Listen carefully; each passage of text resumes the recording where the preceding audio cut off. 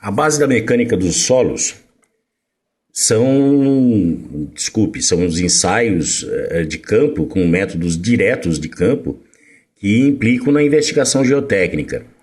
A investigação geotécnica ela permite que a gente possa projetar fundações, taludes, enfim, tudo o que for necessário para que a gente tenha uma boa obra, né?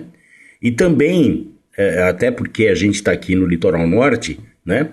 A investigação geotécnica também permite que a gente consiga identificar na nossa região, aqui nas nossas cidades, né? Possíveis áreas de risco, né? Então a investigação geotécnica ela tem condição de fazer esse levantamento e indicar, né? A gente tem aí no litoral norte várias áreas de risco nas 4 cidades, né? E se vocês tiverem interesse e quiserem acessar as defesas civis, né? As divisões ou diretorias de defesa civil de cada um dos 4 municípios, vocês vão poder ter acesso à investigação geotécnica do litoral norte, ou especificamente de cada uma das cidades. Essa investigação geotécnica normalmente é feita pelo Instituto de Geologia da USP, né? E pelo IPT, normalmente eles trabalham em parceria, e quem tiver interesse também no grupo de gerenciamento costeiro do litoral norte, né? Grupo de gerenciamento do litoral norte, é o GERCO, né? Do litoral norte, vocês também poderão ter acesso a esse tipo de informações de maneira geral, não de forma específica, não é cada um dos terrenos, é de maneira geral, né? Os terrenos a gente tem que analisar de forma individualizada, ok?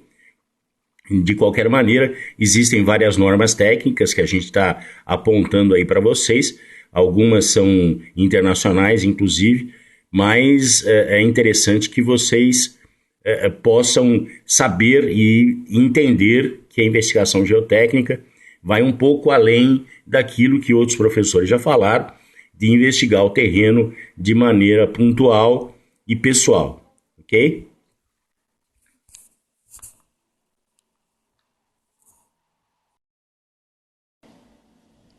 Bem, a mecânica dos solos também é importante para a gente definir as nossas fundações.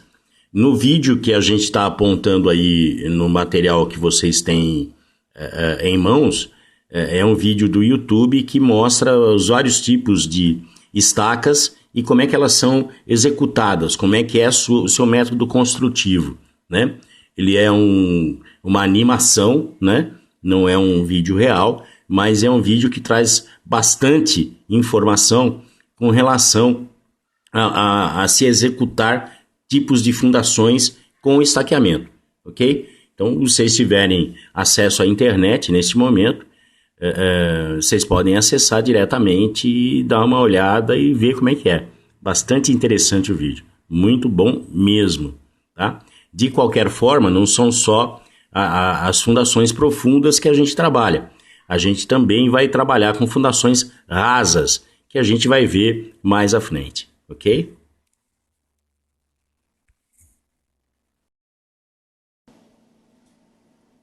Bem, na figura aí a gente tem estruturas de contenção, que é para vocês saberem do que se trata, né? Então, nós temos aí a primeira imagem acima, é um muro de contenção feito em gabião, que são gaiolas metálicas preenchidas com pedra, normalmente pedra de mão. Vocês vão saber no final desta aula do que se trata, a pedra de mão, o que é. E se vocês tiverem mais interesse em muros de arrimo em gabiões, vocês podem consultar na internet, que vocês vão encontrar centenas, talvez até milhares de exemplos, né? A segunda foto à direita do vídeo, né? À sua direita, esquerda do vídeo, vocês têm estacas horizontais, né?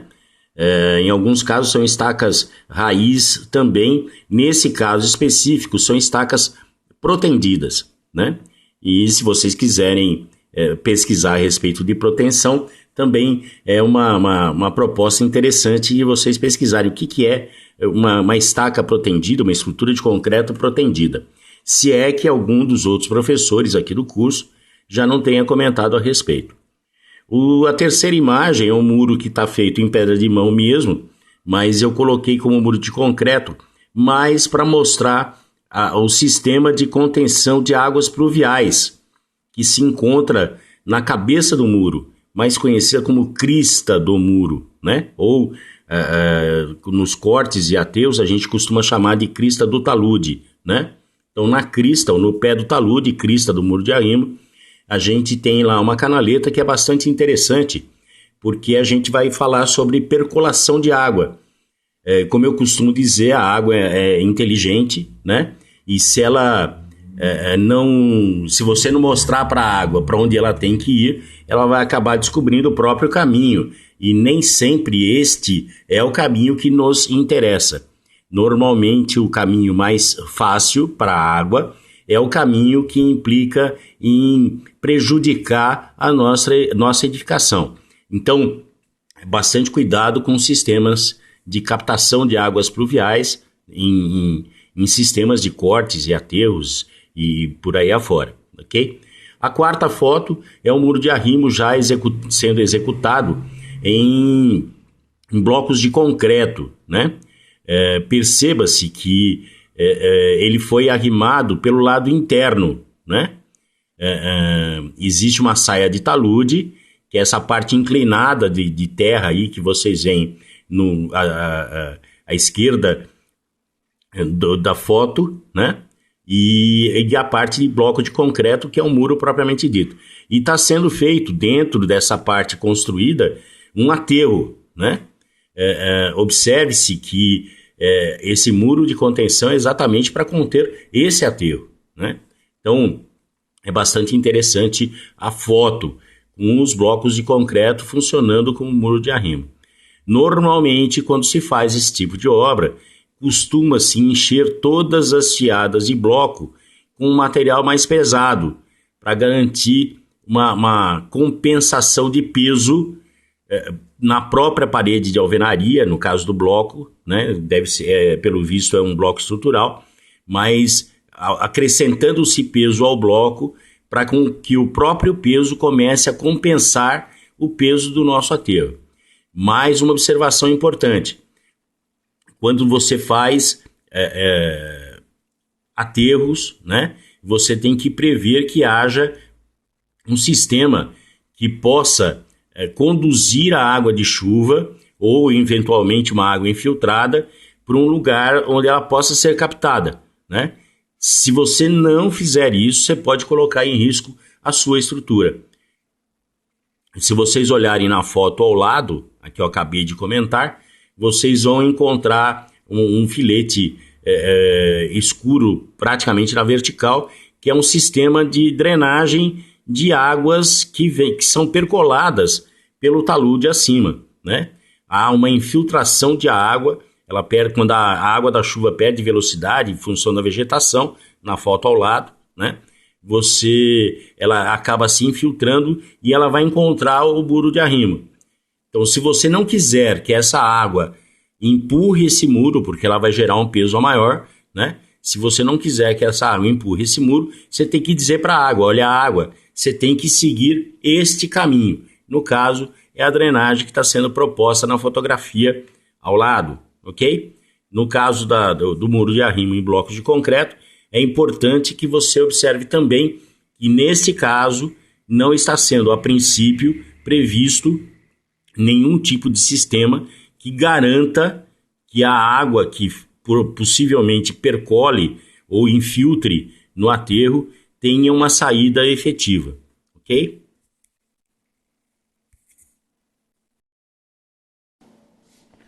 Em função do tipo de solo que a gente encontra aí ao longo do caminho, a gente pode estabilizar um talude sem o uso de uma contenção, como a gente acabou de ver no slide anterior, né?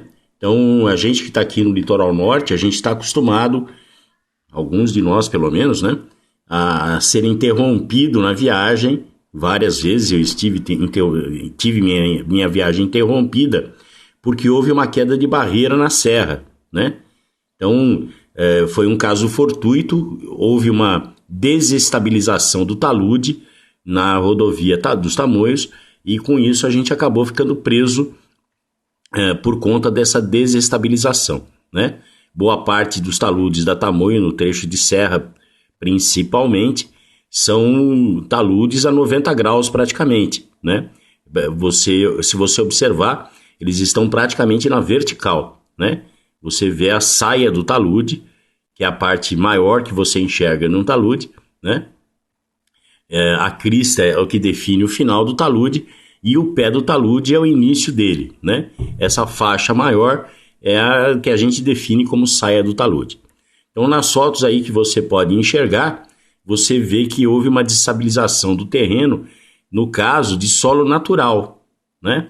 Algum motivo geológico ali ou de percolação de água aconteceu que provocou esse escorregamento do solo.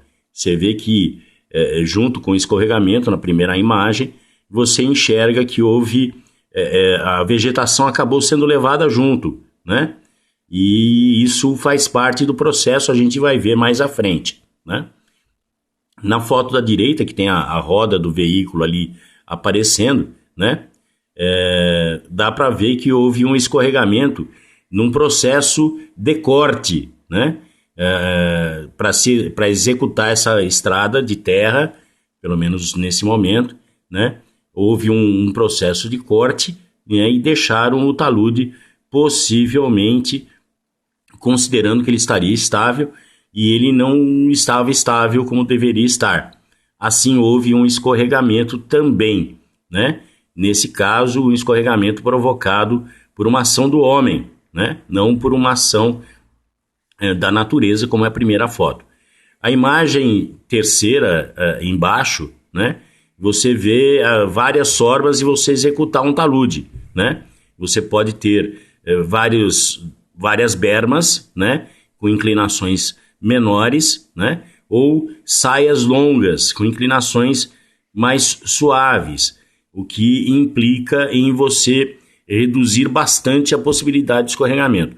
Mas tudo isso depende do tipo de solo, né?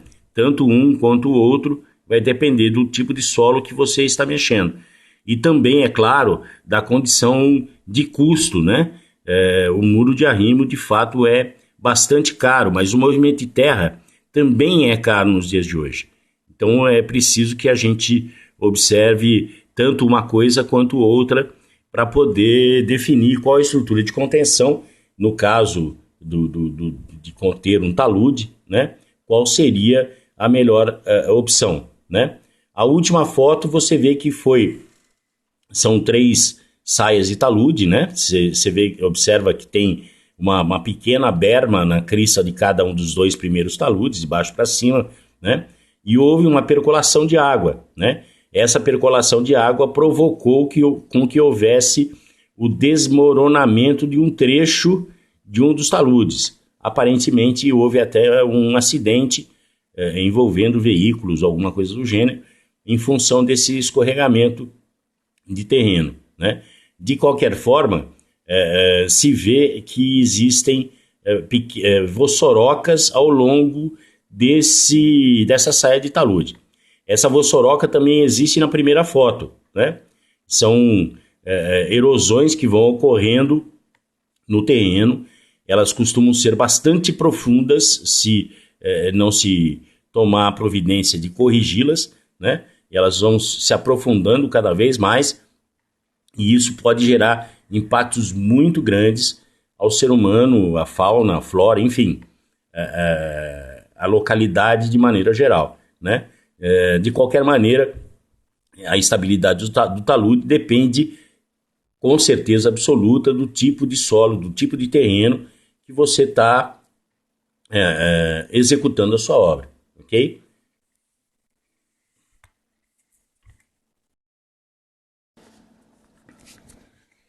Em função do tipo de solo, a gente vai definir como pode ser feita uma determinada escavação e com certeza como deve ser feito um aterro, né?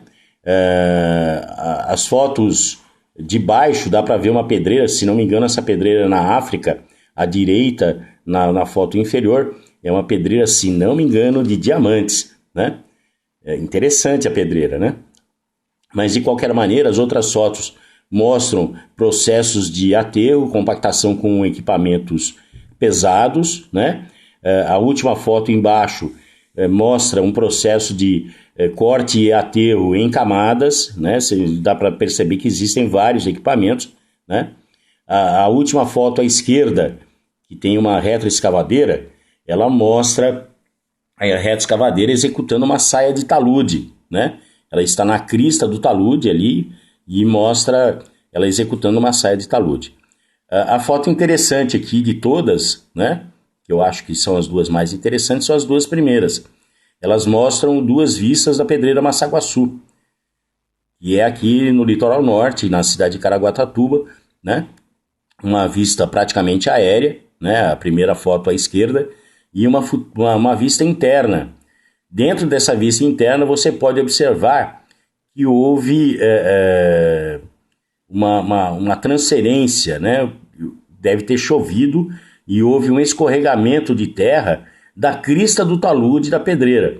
Então dá para você observar que é uma escavação em rocha. A escavação em rocha é feita com explosivos. Quem mora perto de pedreira ou já morou perto de pedreira, costuma-se ter um horário definido, normalmente às 7 horas da manhã e às 11 horas da manhã, eventualmente às 5 horas da tarde, e se faz o desmonte de rocha, né? É uma ação bastante segura. Raríssimas vezes houve lançamento de resíduos a distâncias não previstas, né? Mas já houve aqui em Caraguá, já muitos anos atrás, mas já houve. De qualquer maneira, é interessante que você consegue enxergar a saia do talude, tanto na pedreira Massaguaçu, quanto na de diamante, se não me engano, na África do Sul, ok? São dois cortes de terra, né? No caso, corte em rocha, né? Os dois estão, a da Massaguaçu totalmente na vertical e a da África, ela vai formando esse cone, né? E vai descendo cada vez mais. A da África é muito, muito, muito mais profunda do que a da pedreira Massaguaçu.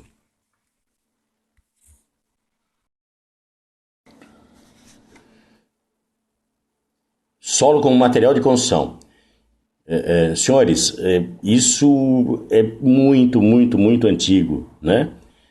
Possivelmente os homens, logo depois de terem saído das cavernas, ou por conta desse tipo de construção, acabaram saindo das cavernas, né? Não havia tecnologia, então começou-se a produzir construções à base de terra, né?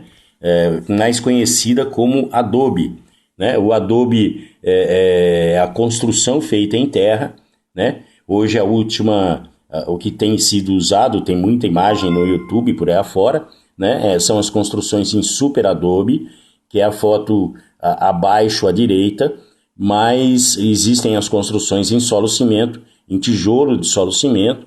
Nós temos aqui algumas amostras na escola, né? Se desenvolve esse tipo de tecnologia aqui na escola, e vocês podem observar como é feita a construção com tijolo de solo cimento. Nesse caso específico, observe-se que não é uma construção retilínea, né? O ângulo da construção ali é um ângulo de 135 graus, que está sendo aplicado o tijolo de solo cimento. A construção à direita é do método construtivo mais antigo, é a superposição de tijolos de barro, né, tijolos de solo, que são sobrepostos, formando essa cúpula, né? E à esquerda, embaixo, é o tipo de construção muito usada na Ásia e parcialmente na África, né? Nos países onde há uma quantidade de chuva muito pequena, se usa muito a construção em adobe, né? Aqui no Brasil existem muitas construções feitas em adobe, muitas delas com mais de 100 anos, né? Existem as construções em taipa, em São Sebastião tem alguma coisa, São Paulo tem bastante, né? E boa parte do Brasil, espalhadas aí pelo Brasil inteiro, existem construções tanto em adobe quanto em taipa ou taipa de pilão, né? O processo consiste em amassar o barro e lançar o barro sobre uma estrutura normalmente feita com bambus, no caso da taipa, né? Mas são construções interessantes, são construções que atendem à necessidade básica, que é morar, né? São construções baratas, afinal ela pode ser feita com a mão de obra do próprio proprietário, né? Depende só dele ter o material à disposição e o material com qualidade, o solo com qualidade que lhe permita fazer esse tipo de construção. Dá para fazer com areia? Não, realmente não dá para fazer com areia. Não é o tipo de material indicado para esse tipo de obra.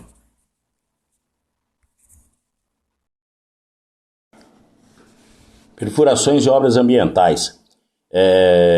Aqui a região está com uma série de túneis em construções, são perfurações que estão ocorrendo de forma direta, né? Aqui na nossa região do litoral norte neste momento, né? Mas vocês podem ter construções, por exemplo, do metrô ou o túnel que passa sob o mar no Canal da Mancha, são perfurações que ocorrem no mundo inteiro. No Japão existem túneis que são também perfurações na sua maior parte, interligando as várias ilhas do arquipélago do Japão, né? As obras ambientais, normalmente, como é do conhecimento de vocês, todo o processo produtivo gera resíduos, né? Alguns desses processos produtivos não podem, os seus resíduos não podem ser lançados de qualquer maneira em qualquer lugar. Exemplo é o resíduo do material gerado pelo lixo doméstico, né? O lixo da sua casa, ele acaba gerando um resíduo líquido, que é que eles chamam de percolado, né? E que é o chorume, né?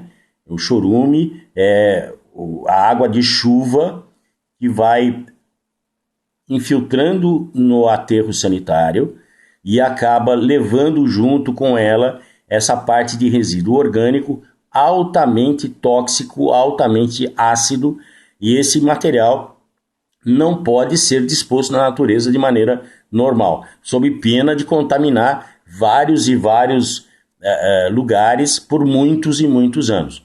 Assim se cria as lagoas de contenção, que são as obras ambientais.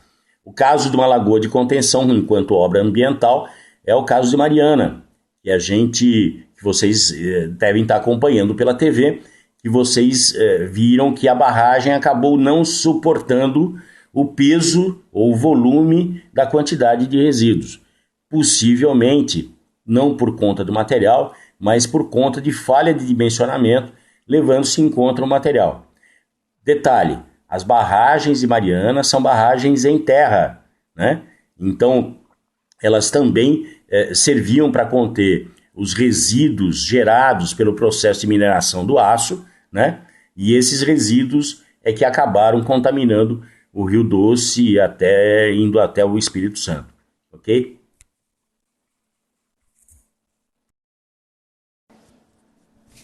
Rebaixamento do lençol freático. Observem, tudo depende do solo, né? Então, é importante que a gente não esqueça dessa condição. Nesse caso, depende do solo e depende também do nível do lençol freático. É uma das condições que a gente leva em conta na hora que faz a pesquisa geotécnica de um determinado terreno, a investigação geotécnica, né? Então, nas duas fotos à esquerda, vocês conseguem observar, são duas obras de sistema de captação ou afastamento de esgoto, né? Executadas em lugares provavelmente parecidos com o litoral norte, se não forem do litoral norte efetivamente. Essas mangueiras azuis, elas estão interligadas a essa tubulação, essa tubulação está ligada a uma bomba de água, né? E na outra ponta, ponta oposta a essas mangueiras azuis, existem ponteiras, que são tubos que são colocados na vertical, fazendo esses furos até determinada profundidade, a profundidade que se deseja realizar o rebaixamento do lençol freático, e consequentemente, na hora que a bomba puxa essa água toda, ela acaba mantendo seco essa faixa onde tem esse sarrafo pintado de vermelho e branco na vertical e outro na horizontal. Essas duas peças são a referência que eu tenho para afirmar que são obras de rede de esgoto, né? A gente chama essa peça na horizontal de visor, né? Então o visor é que define o nível do processo de escavação e também define o nível do assentamento da tubulação, né? Na foto à direita, embaixo, que explica as bombas de rebaixamento de lençol freático, ela indica possíveis problemas que podem ocorrer em função de haver um rebaixamento excessivo do lençol freático, sem uma pesquisa da vizinhança, né? Como é que a gente executa um rebaixamento de lençol freático e não pensa que esse rebaixamento de lençol freático possa gerar problemas na vizinhança, no entorno da minha obra, né? Então, mesmo no caso dos sistemas de saneamento básico, né, dos sistemas de captação e afastamento de esgoto, de efluentes domésticos, a gente tem alguns problemas, sim, com residências no seu entorno, ao longo desse trecho, né? As indicações que existem aí da árvore, né, que perde a sustentação do terreno, a raiz da árvore ela pode cair, né? Rompimento de tubulações também é comum, afundamento do leito carroçável, recalques diferenciais nos edifícios. Vocês, dependendo da região, você consegue enxergar realmente a casa inteira fora de nível, né? Rachaduras nas paredes, que é uma indicação de recalque diferencial, e o afundamento de piso, né? Esse efeito do rebaixamento, ele de fato pode acontecer por vários quarteirões, né? Então, tudo isso, na hora que você faz a pesquisa do tipo de solo, né, você tem que levar em conta o que pode acontecer com meus vizinhos. Não esqueçam que você, ao executar uma obra, você é responsável por ela, civil e criminalmente. Então, tudo o que ocorrer devido à sua obra é responsabilidade sua, a partir do momento que você assina uma RT, ok?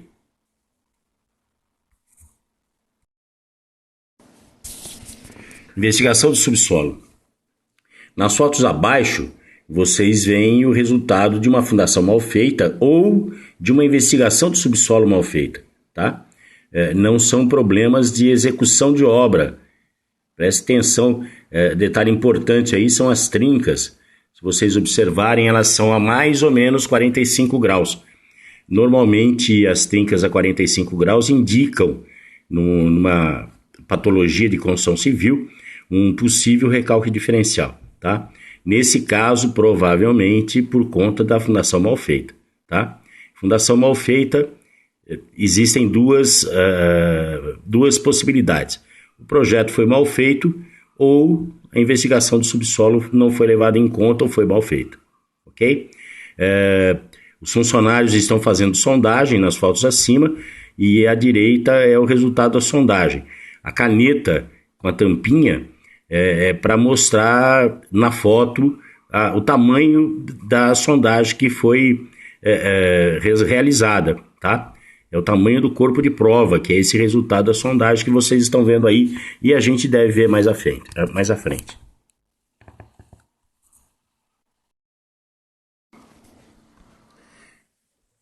O planeta, por uma conjunção com outros astros da nossa constelação e talvez de outras constelações também, sofreu uma série de transformações ao longo de milhões de anos.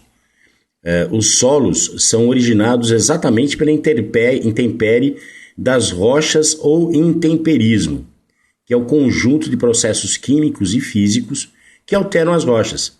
A meteorização vai transformar o estado inicial das rochas em uma rocha alterada. Meteorização. O planeta recebeu e recebe ao longo do tempo uma chuva de meteoros. Ora cai só um, ora cai menos, ora cai mais, mas sempre eles caem, né? E essa meteorização é que dá o start inicial, ou parte do start, que provoca a transformação do estado inicial das rochas. Essa intempérie pode ser química ou física, e o ciclo começa exatamente no magma, que a gente vai ver no próximo slide.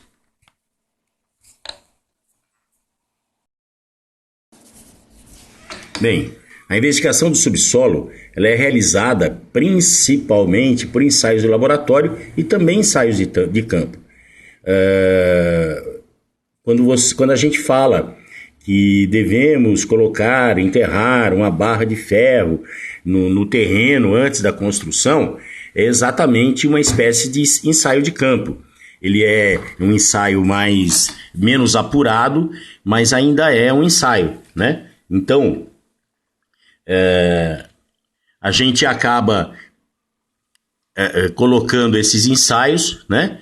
Que são uma série, nós temos uma série deles, né?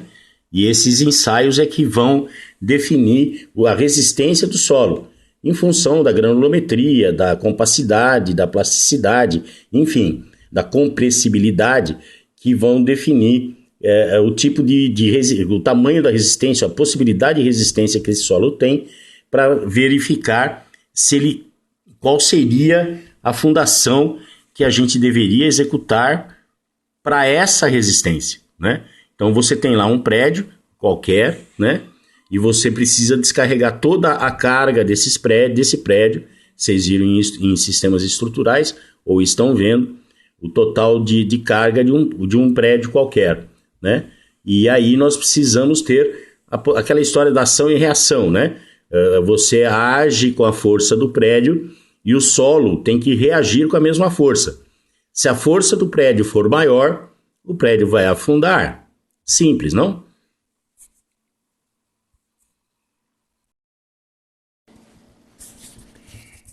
Como dissemos no slide anterior, tudo começa lá no magma, né? Magma é o que tem basicamente no centro da Terra, é o que a gente vê quando existe uma erupção de vulcão, né? Então, o magma gera as rochas magnéticas, né? Com um processo de sedimentação, de cristalização, de arrefecimento, né? Na sequência, existe a erosão e o transporte de sedimentação, quer seja por água, por ar, né? Então, existe a erosão e o transporte de sedimentação que geram os sedimentos. Após o transporte, existe uma nova sedimentação e compactação e existem as rochas sedimentares. Em função da temperatura e pressão, elas se transformam em rochas metamórficas e podem entrar em fusão novamente, né? Das rochas magmáticas, pode haver uma transformação em função da temperatura e pressão em rochas metafórmicas. E das rochas metafórmicas também pode haver a meteorização e o transporte e sedimentação, né? Então, basicamente, é um ciclo, tudo que nasce, volta, e assim a gente tem esse ciclo completo, ok? Com algumas ingerências e interferências externas, como pressão atmosférica, como ar, como meteoros, enfim. Tudo isso pode acontecer ao longo do percurso, mas o percurso é exatamente esse, tá? Inclusive a própria movimentação de placas tectônicas no planeta, que é o que ajuda a fazer parte desse processo de movimento da parte térrea e do mar também dentro do planeta.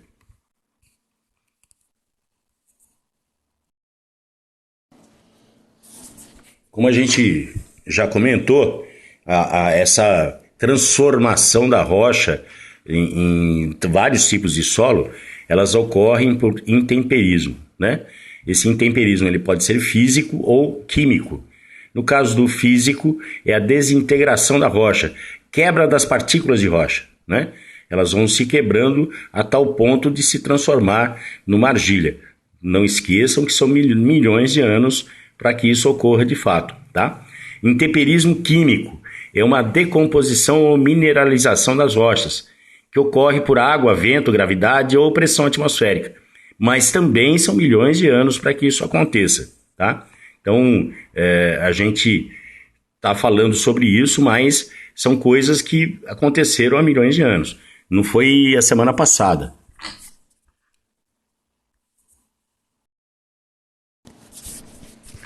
Na imagem é possível ver tudo isso que a gente está comentando com vocês ao longo do tempo, né? Então, começa lá com uma rocha-mãe, tem os agentes externos, né? Chuvas, ventos e etc., né?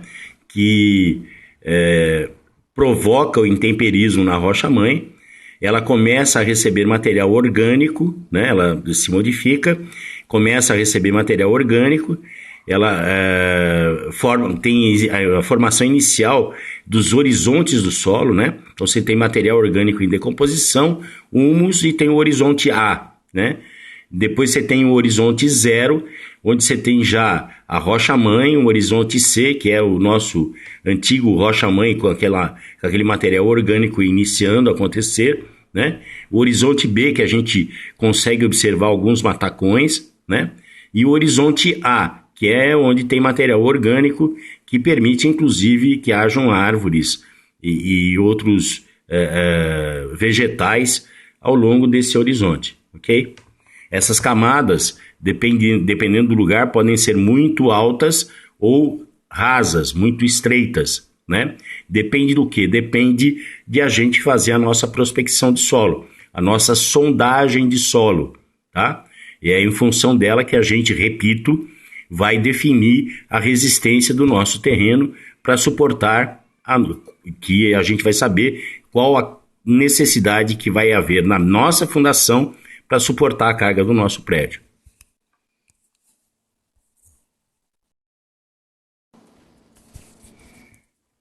Nessa segunda imagem, a gente vê a ação do intemperismo desde a rocha-mãe até o solo. Então, se você observar no primeiro módulo, né, o primeiro cubinho aí com solo, né, você tem uma parte rocha-mãe e uma parte já com líquores e musgos, né? Aliás, desculpe-me, líquens e musgos, né? O físico, e aí ele sofre intemperismo físico, que é a variação de temperatura, ação do gelo e ação dos ventos. No meio do caminho pode ocorrer o intemperismo biológico, e aí você tem mais líquens, bactérias e musgos, né? Por fim, o intemperismo químico, né? Que é a água de chuva que vai promover a alteração final desse solo, né? Então você vê que ao longo desses volumes, você tem aí no segundo cubo ervas e pequenos arbustos. No terceiro cubo você tem matagal já com arbustos. E no último tubo na imagem você já tem os pinheiros junto com arbustos, né? Ou arbustos. Beleza?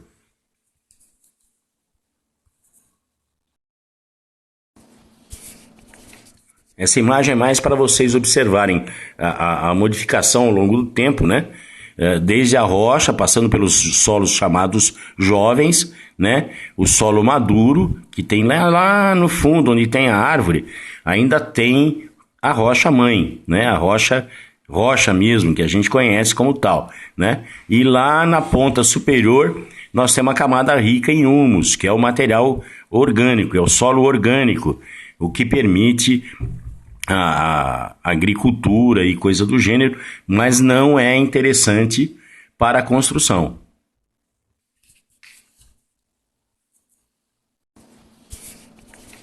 Essa imagem é mais para vocês observarem a modificação ao longo do tempo, né? Desde a rocha, passando pelos solos chamados jovens, né? O solo maduro, que tem lá no fundo, onde tem a árvore, ainda tem a rocha-mãe, né? A rocha rocha mesmo, que a gente conhece como tal, né? E lá na ponta superior nós temos uma camada rica em humus, que é o material orgânico, é o solo orgânico, o que permite a agricultura e coisa do gênero, mas não é interessante para a construção.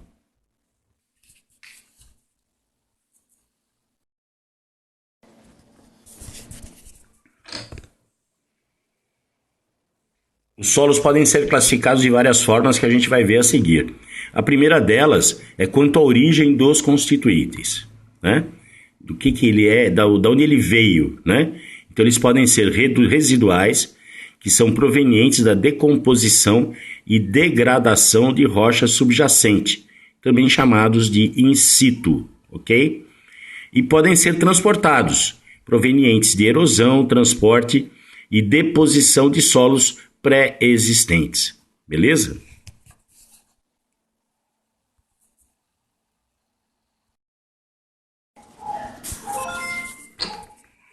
Observação importante: os solos residuais, quando a velocidade do intemperismo é maior que a velocidade do transporte deste solo, costumam que quanto mais fundo for, maior a resistência e menor a permeabilidade, por conta da sua linearidade, ok? Já os solos transportados, não existe um parâmetro claro, pois as camadas se sucedem entre areia, argila e material orgânico. É o que normalmente a gente encontra aqui na região do litoral norte. É muito comum a gente encontrar essas camadas de areia, argila e material orgânico, ok?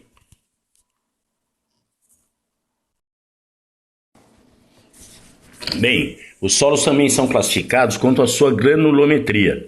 Eles podem ser denominados em blocos, matacões, pedregulhos, areia grossa e fina, silt e argila. Mais para frente a gente vai ver qual é a diferença entre um e outro, ok? Os solos também podem ser classificados em função da sua plasticidade. Podem ser plásticos, consegue ser moldado, ou não plásticos, não consegue ser moldado. Simples.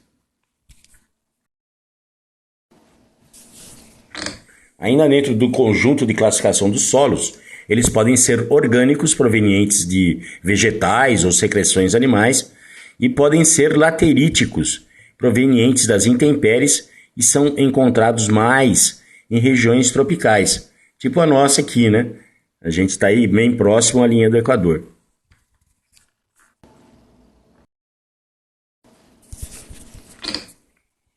Classificação dos solos, granulometria. Se vocês observarem a imagem, nós temos aí na granulometria partículas sólidas, ar e água. A gente acaba separando tudo isso quando a gente faz os nossos ensaios aqui, para reconhecer exatamente do que se trata aquele material que a gente chama de solo a princípio, que a gente está recebendo. Também temos a classificação em função do tamanho, forma e composição. Eles podem ser angulosos, subarredondados ou esféricos. A imagem deixa isso mais ou menos claro, né? Com relação ao tamanho, temos tamanhos diferentes, diâmetros diferentes, né? E isso tem que ser observado também, né? Não esqueçam que isso é tudo microscópico, tá? A gente não consegue enxergar isso de fato.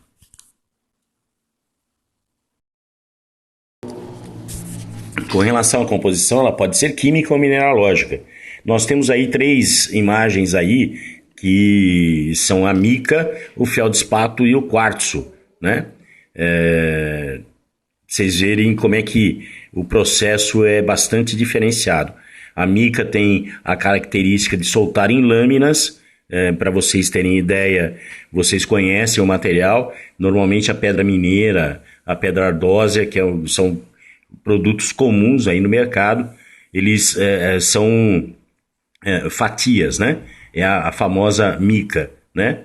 Os ferros antigos, não sei os atuais, mas os ferros antigos usavam mica na sua base, aquecia a mica para poder passar a roupa, né?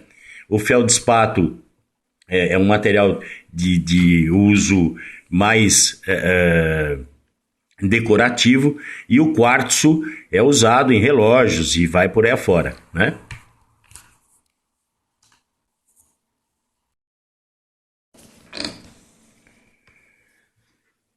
Textura das partículas. Verificada a partir do ensaio de granulometria, ela depende da proporção dos materiais encontrados. A princípio, a gente tem dois tipos de solo quanto à textura: os grossos e os finos. Os grossos são os pedregulhos e areias. Sua granulometria pode ser vista a olho nu. Os finos, siltes, argilas, seus grãos, tamanho não pode ser visto a olho nu. Frações constituintes de solo, pedregulho, areia, silt e argila.